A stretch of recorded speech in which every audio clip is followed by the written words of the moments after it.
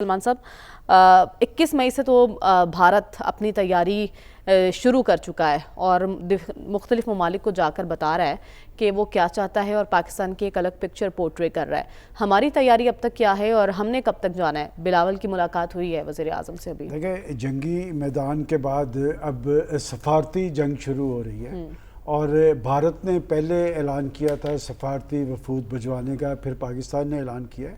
اس وقت ضرورت زیادہ بھارت کی تھی، اس لیے کہ 22 اپریل کو پہلگام واقعہ کے بعد کوئی ایک ملک ایسا نہیں ہے جس نے اس حوالے سے بھارت کے موقف کی تائید کی ہو، جبکہ پاکستان کے نے جو تحقیقات کی بات کی تھی، تحقیقات میں تعاون کی بات کی تھی، اس کو دنیا بھر میں پذیرائی ملی ہے. اب یہ بات ہے کہ جس دور سے ہم گزر رہے ہیں اس میں یقیناً مختلف ملکوں کے درمیان جو ایشوز ہوتے ہیں اس میں ایک سفارتی محاذ کو اپنی ایک اہمیت اور حیثیت ہے.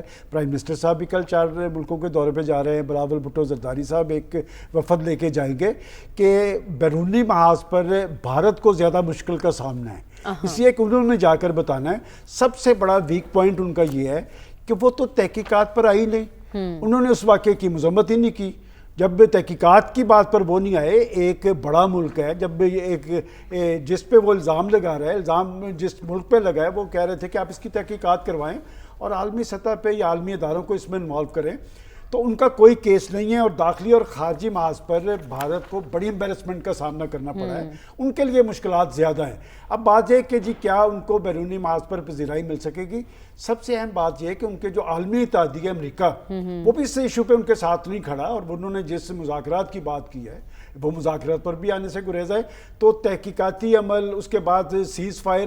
آپ ذرا دیکھیں کہ جب آپ ایک دفعہ جھوٹ بولتے ہیں نا تو پھر آپ کو ایک جھوٹ کو چھپانے کے لیے 10 دفعہ بات کرنی پڑتی ہے. پہلے ان کے جو سیکرٹری خارجہ تھا انہوں نے یہ کہا کہ جی ہم نے تو پاکستان کو پہلے بتا دیا تھا کہ اس جارحیت کے حوالے سے، پھر ان کا بیان آ گیا کہ نہیں وہ غلط فہمی ہوئی ہے، ہم نے اس کے بعد بتا دیا تھا. پھر ان کے سیکرٹری آف اسٹیٹ آپ جو منسٹر فورن افیئرس کے ہیں، ان کی جے شنکر کا بیان دیکھیں. پہلے تو وہ مان ہی نہیں رہے تھے کہ جی وہ اپنا پریزیڈنٹ ٹرمپ کا کوئی رول ہے یا امریکہ کا کوئی کردار ہے. اب وہ یہ بات کہتے نظر آ رہے ہیں کہ نہیں امریکہ کا کردار ہے. لہذا میرا نہیں خیال کہ وہ بیرونی محاذ پر کوئی ان کو زیادہ پذیرائی مل پائے گی. البتہ پاکستان کو اپنا کیس جو ہے جذباتی انداز میں پیش کرنے کے بجائے جس طرح 22 اپریل سے 10 مئی تک جو صورتحال طاری تھی اسی انداز کے اندر اپنا کیس پیش کرنا چاہیے. اور دہشت گردی ماضی کے اندر ہم ہمیشہ دفاعی محاذ پہ کھڑے رہے کہ پاکستان پہ الزامات لگتے تھے دہشت گردی کے حوالے سے، اور پاکستان دہشت گردی کا ٹارگٹ تھا. اچھا سلمان صاحب، ہم مقاصد کیا حاصل کرنا چاہتے ہیں اس طرح کے وفود بھیج کر؟ کیا ہم نے کشمیر پر اپنی بات منوانی ہے، انڈس واٹر کا معاملہ ہے، یا بھارت کو مذاکرات کی ٹیبل پر لانا ہے؟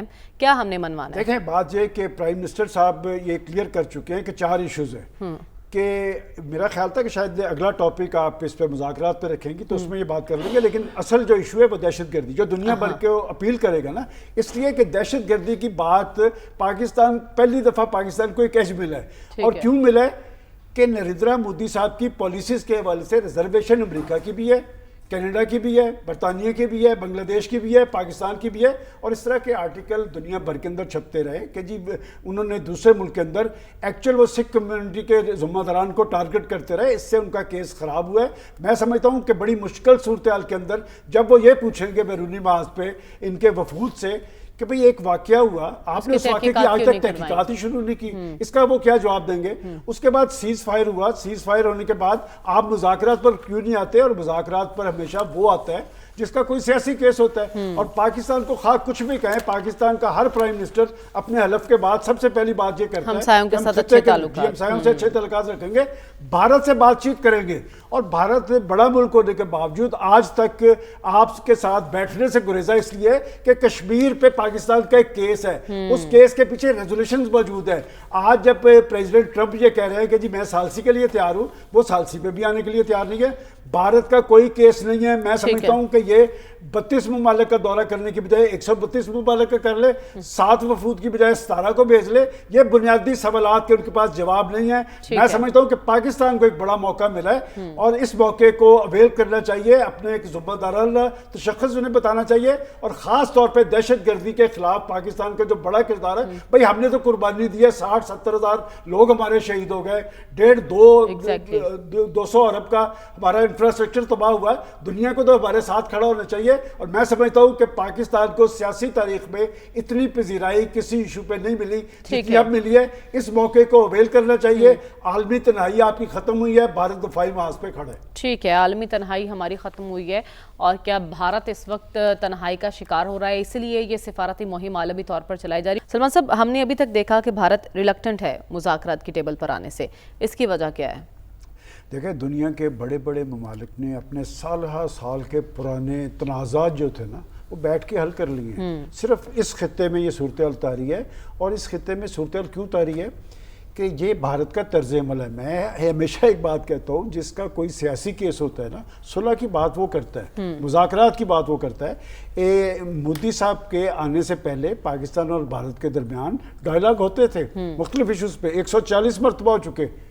لیکن یہ جب سے آئے نا، ان کی دماغ میں ایک فطور ہے یہ علاقائی چودراہٹ کا. یہ یاد نہیں، بھی چند روز پہلے تک وہ کہہ رہے تھے کہ پاکستان پر چڑھ دوڑیں گے، پاکستان کو سبق سکھا دیں گے. تو بات یہ کہ جنگیں حل نہیں ہوتی، بیٹھ کے بات کی جاتی ہے، اور بیٹھ کے وہ بات کرتا ہے جس کا کیس ہوتا ہے. اور جہاں تک کشمیر کی بات ہے، وہ کہتے ہیں جی میں آزاد کشمیر پہ بات کروں گا. بھائی بات یہ کہ تمہاری لیڈرشپ وہاں گئی تھی جب آپ پھنس گئے تھے وہاں پہ، تو یو این کے پلیٹ فارم پہ بیٹھ کے آپ کی لیڈرشپ نے دستخط کیے ہوئے جواہر لال نہرو نے. یہ ایک عالمی ایشو ہے. آپ کہتے ہیں جی وہ شملہ ایکارڈ کے تحت 2 طرفہ مسئلہ ہے، اس کے پیچھے بھی ریزولوشنز ہیں.